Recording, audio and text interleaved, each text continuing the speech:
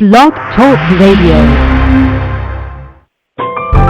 Welcome to Last First Date Radio, featuring interviews with experts in dating, relating, and mating in midlife. And now, here's your host, Sandy Weiner. Well, hello, everybody. Thanks for tuning in. This is Sandy Weiner, and I am the Chief Love Officer at LastFirstDate.com.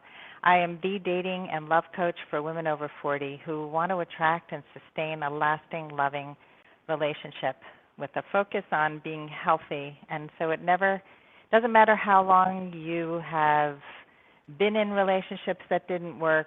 I believe it's never too late to have the love you want, which is why I'm speaking today with writer and speaker Thomas Pfeiffer about how to leave a dysfunctional relationship in order to make room for true love. And I'm very excited about this topic. It's near and dear to my heart. And as a dating coach myself, I love helping women and also many men over 40 recognize the qualities in a partner and how to learn the relationship skills that it takes to make love last. And most people don't realize that there actually are skills you can learn and that it's not too late, no matter how old you are, or as I said, how dysfunctional your relationships have been in the past.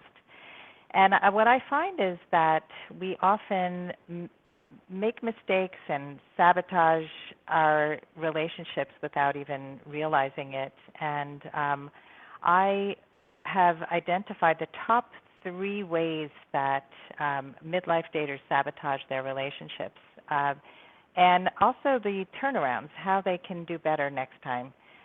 These are actionable exercises, and I've created an online gift for you in a free guide, and I would love for you to have a copy if you haven't grabbed one yet.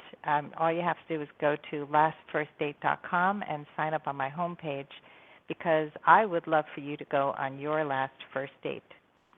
Today's show is sponsored by Audible.com, a leading provider of spoken entertainment and information. I love Audible. I have so many Audible books that I've listened to. And what's great is you can listen to them whenever or wherever you like, whether you're in the gym, outside walking, in your car. It's great to be able to read a book or listen to a book and get through tons of books using Audible. So if you would like to get a free book and a free 30-day free trial, you can sign up at audibletrial.com/lastfirstdate. My guest today is Thomas Pfeiffer. He is the executive editor at the Good Men Project, where I am now a contributing author. He's a graduate of Yale University, and he has an MA in creative writing from the University of Illinois at Chicago. He's a professional writer, a speaker, and a storyteller, and he focuses on diagnosing and healing dysfunctional relationships.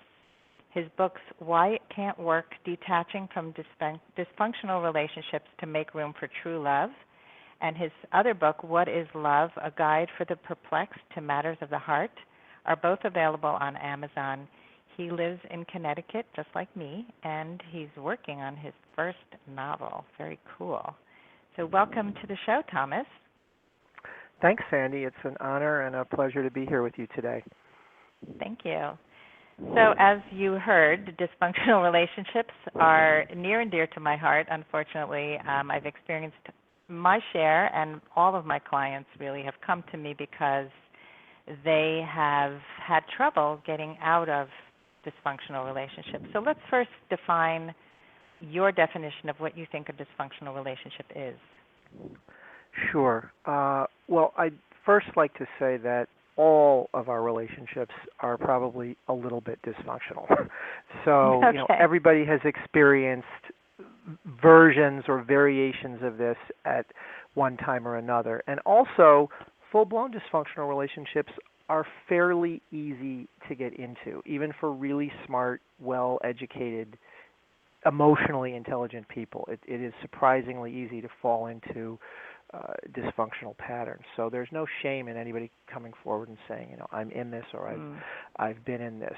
To me, the hallmark of it really is that you're unhappy, your needs are not being met, because to me relationships are about getting various needs met, needs for companionship and communication and intimacy and trust and love and all the good things that come with that. So if the relationship isn't meeting your needs and you're unhappy in it and you're trying to communicate with your partner about that and you're unable for whatever reason to communicate effectively about it and the problems that are plaguing you are just not getting resolved in any type of constructive way, then I would say the relationship is dysfunctional. And then there are a number of patterns that play out commonly in dysfunctional relationships. And the first big article I wrote for the Good Men Project about that is called The 7 Deadly Signs of a Dysfunctional Relationship, How to Recognize the Signs of a Rotten Relationship Before It's Too Late. And I'll just go through those quickly. The first one is tedium. You have the same argument over and over again and never resolve it.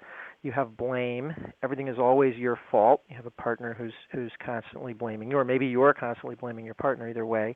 There's guilt, where one or the other partner is constantly apologizing, even for things they didn't do. There's tension. You're always waiting for the other shoe to drop, even when things are going well. Uncertainty, not knowing who you're going to come home to or what mood your partner's going to be in. Frustration, really hard to work together and get even the simplest things done, whether it's just as a couple or whether you're co-parenting. And then the seventh one is a sense of hopelessness. You really feel like there's a dark cloud over your life and your relationship that won't go away, and you can't see the way out. So, there are, again, variations of those, and those aren't all of the signs necessarily, but if, let's say, 4 or 5 of those 7 things are happening, chances are you're in a dysfunctional relationship. Yeah.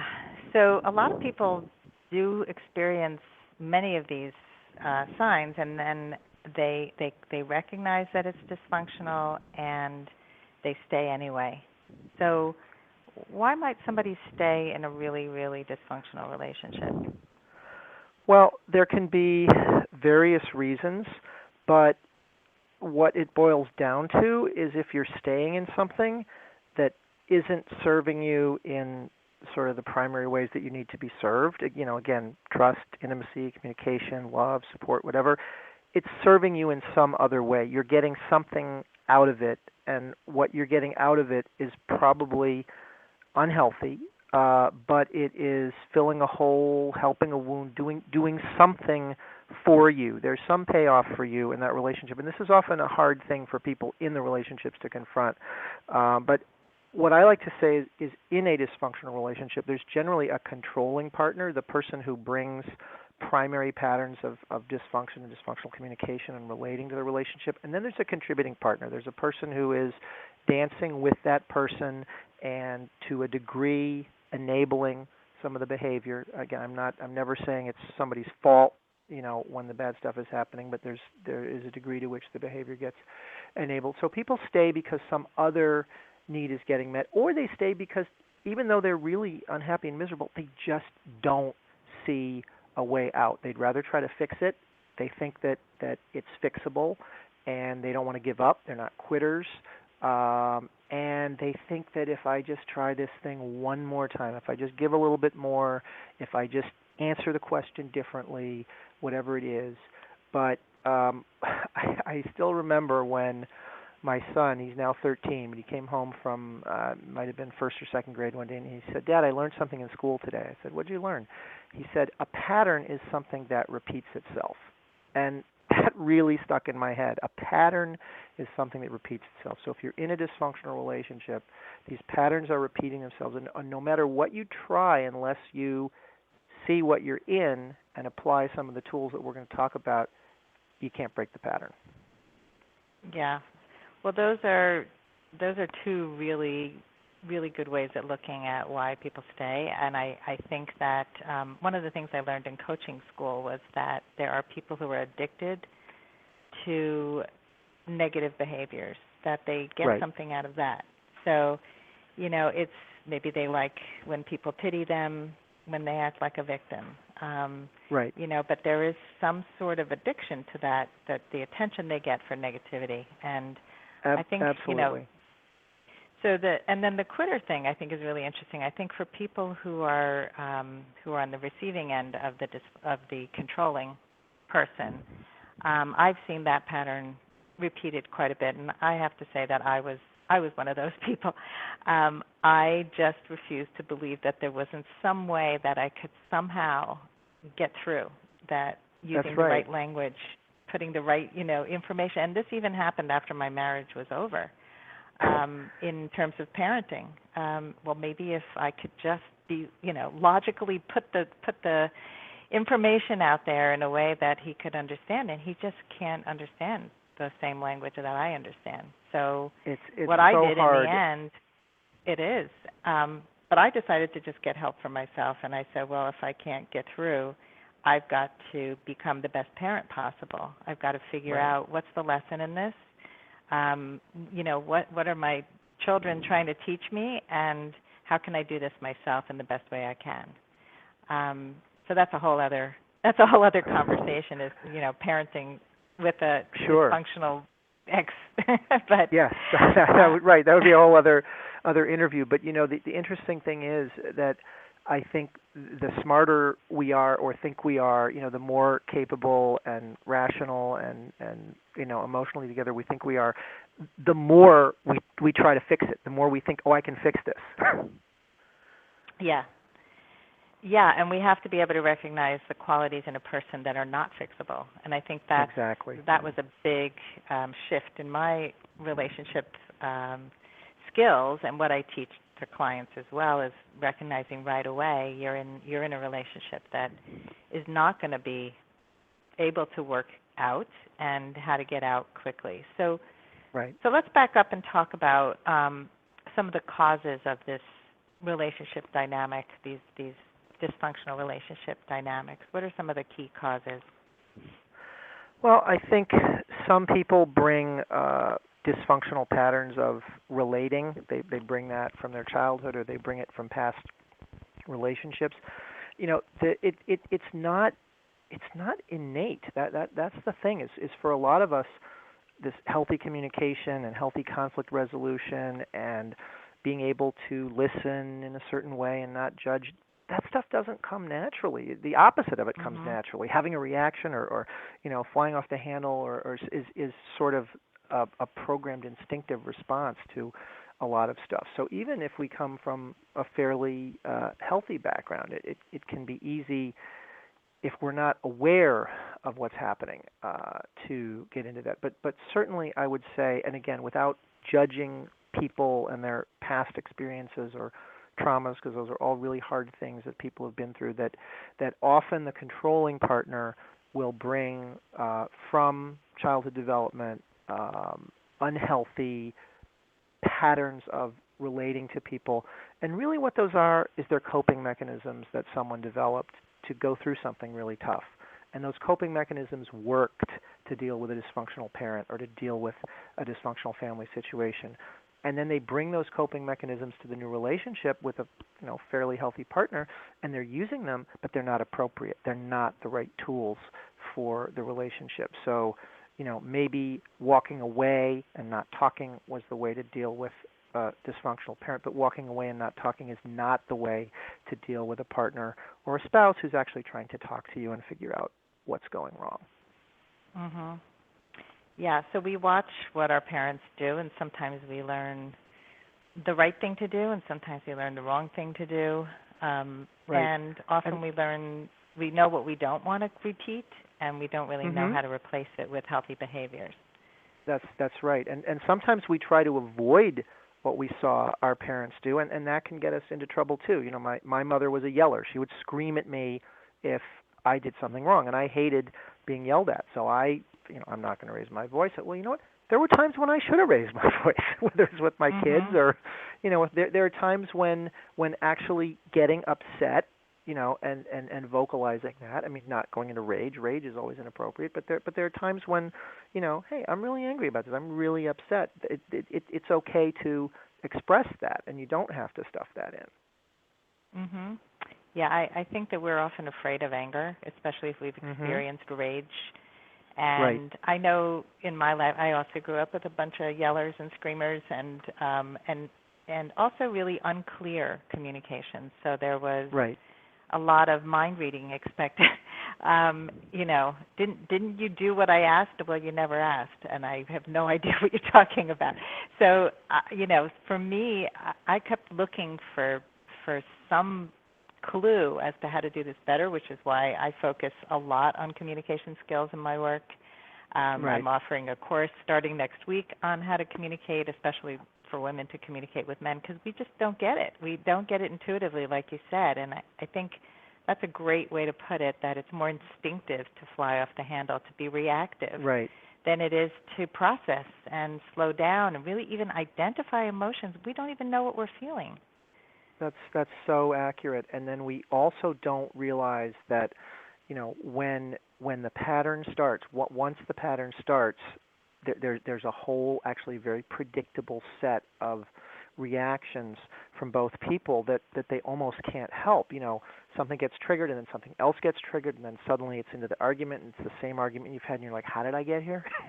Mm-hmm. But so it's learning to shortstop some of those reactions and some of those things that do trigger the dysfunctional pattern, because once it starts, it's really hard to back out of that. Yeah, that's really true. And I think that what you're reminding me of is also that it's not just in romantic relationships that these patterns happen. That I remember many years ago, I had gotten into a little accident. I pulled into my new garage in my new house here in Connecticut, and I wasn't used to pulling into a garage, and I lopped off my side mirror. And Mm-hmm. so the mirror kind of went into my door, and we brought the car into the car dealer, and he was a friend of my ex-husband's family. So the guy lied to me. He told me that they replaced the door, and I knew that he didn't, and he was charging the insurance for it because I could see that it was Right. obvious to me. He really did not respect anything I had to say. He made it out like I was some kind of insane person, and I remember feeling so powerless that I started to lose my cool with him. And I know it got back to the family that Sandy's some kind of crazy lunatic, and that sticks with me so much because I wish that I had the skills to say what I had to say in a better way. But that's a pattern that I probably repeated, with other men in other relationships. That sense of powerlessness, that sense of I'm Right. trying to say what I want to say and be as empowered as I can be. So it took me a long time to get those skills and also know who not to talk to. It's just Absolutely. a lot of And people then you just don't want to have that conversation with. that comes back to something you mentioned before about people sort of going into victim role, where I'm not saying you did this, but playing the role of the powerless person is something that Mhm. happens in dysfunctional relationships too, where one partner is acting as if he or she is constantly victimized, either by the other person or outside of that too. So Mhm. if you find yourself with someone who is always talking about how his or her boss is victimizing that person, or the friends and all of that, if that's happening everywhere in their life, then you might want to look at that and say, well, the common denominator is the person, not Yeah. the boss or Yes. the friend or Yeah. whatever, and so there's something else going on there. Yeah.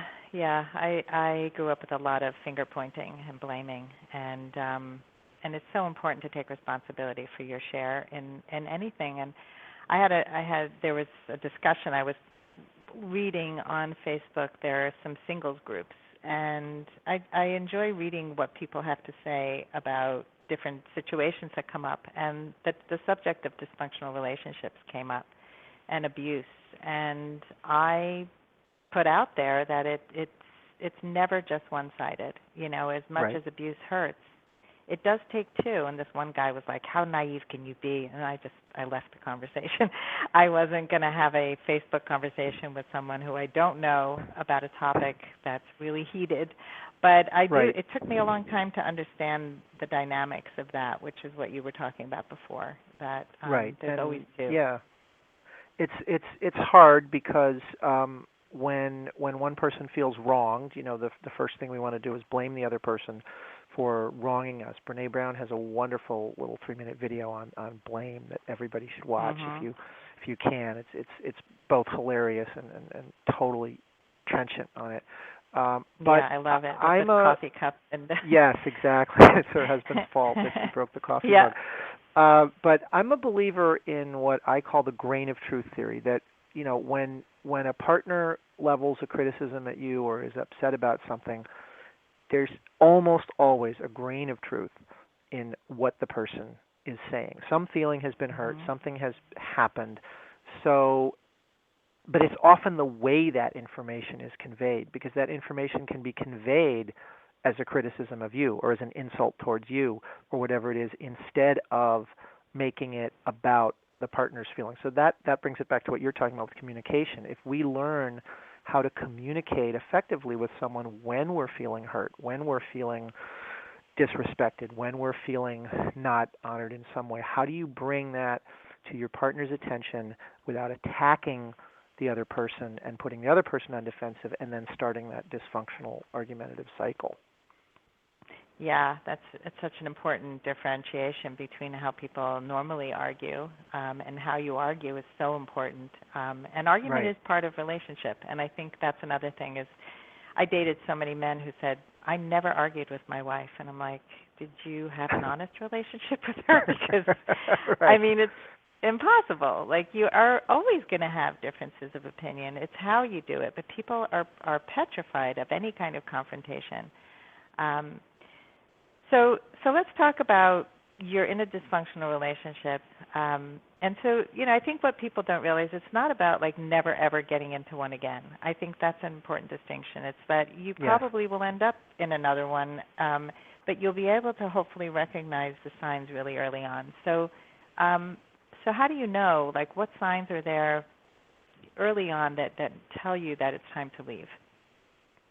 Well, when one is when you start to feel emotionally unhealthy yourself, when you really start to realize that the ways that you are responding and reacting to things, the way that you're interacting with your partner is unhealthy as well.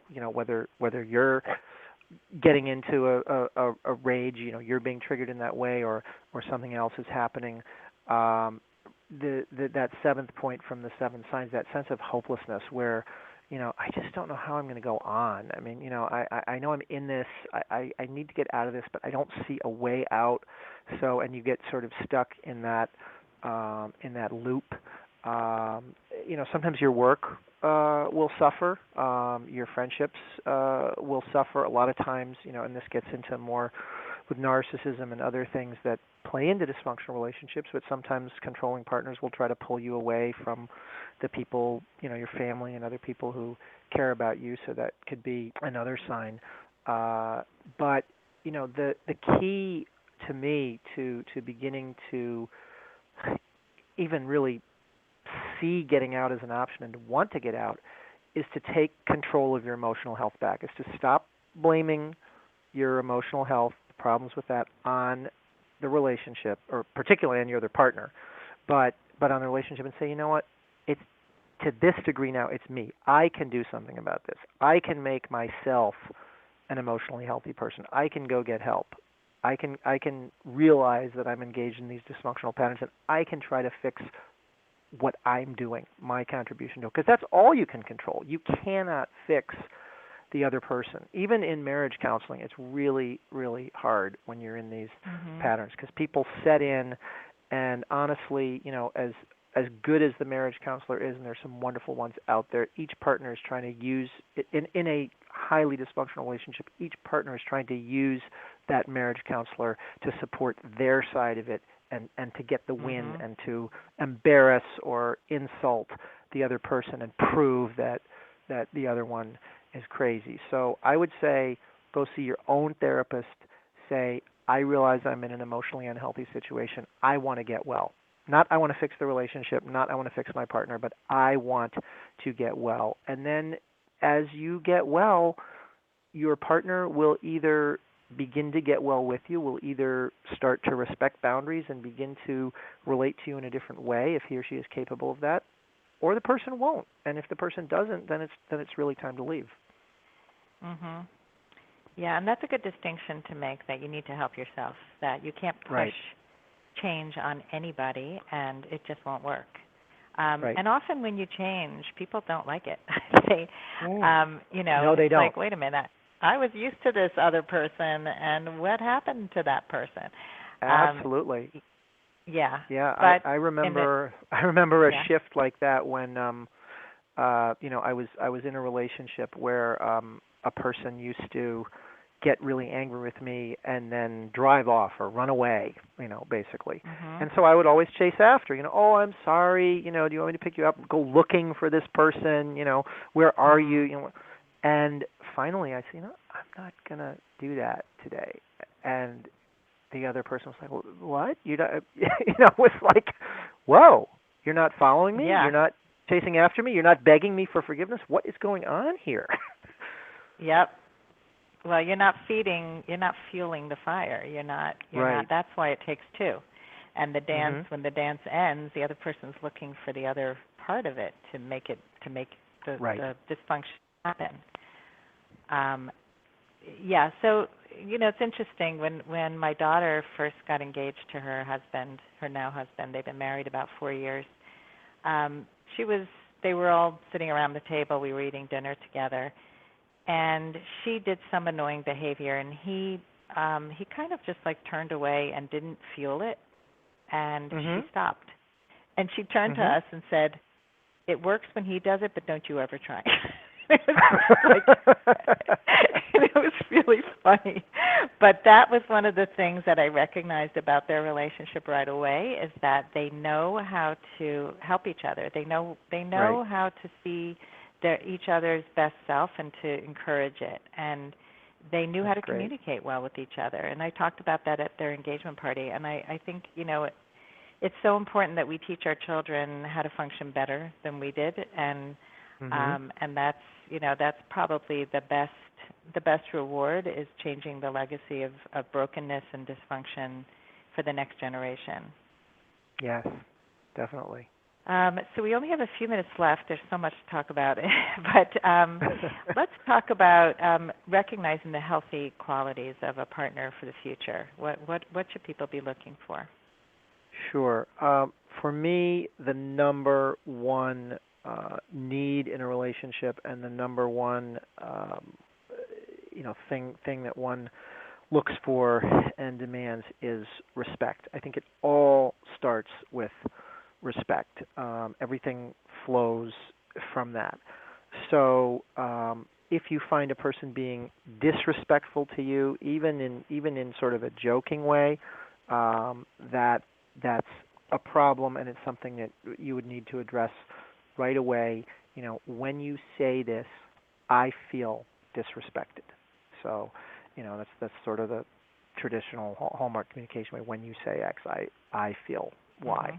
Mhm. What does respect mean? Well, respect is honoring boundaries. Respect is not mocking somebody or pointing out flaws or being dismissive. Respect is listening to somebody, even if you don't agree completely with what they say. Not interrupting, not talking over somebody, not just sort of trashing somebody's opinion. It's respecting somebody's time. It's showing up on time for things, Mhm. and being apologetic if you're not, and it's respecting, particularly, so you're dealing with women over 40, and so these are women who may already have children and families, who may be divorced, who may be looking for another partner. So those men need to respect that these women have kids and family responsibilities and other things, and that while a love relationship is a wonderful thing to indulge, that the people who are dependent on them have to come first. That you can't, you're not going to sacrifice your kids' needs to indulge someone else's like that. Mhm.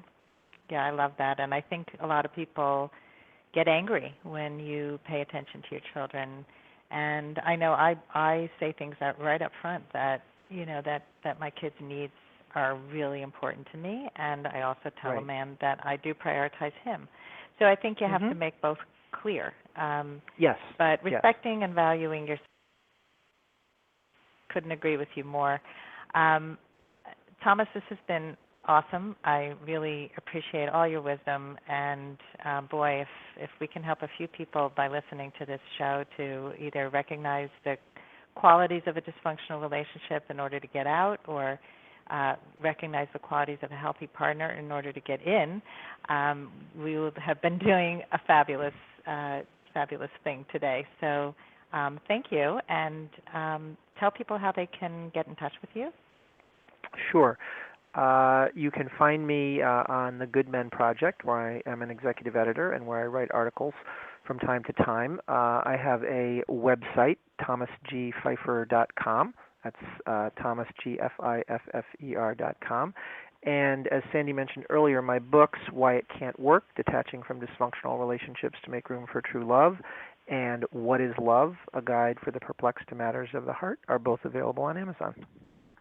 Terrific. Well, thank you again, Thomas, for coming on today, and thank you all for listening to Last First Date Radio, and I hope that you all go on your last first date very soon. Have a great day.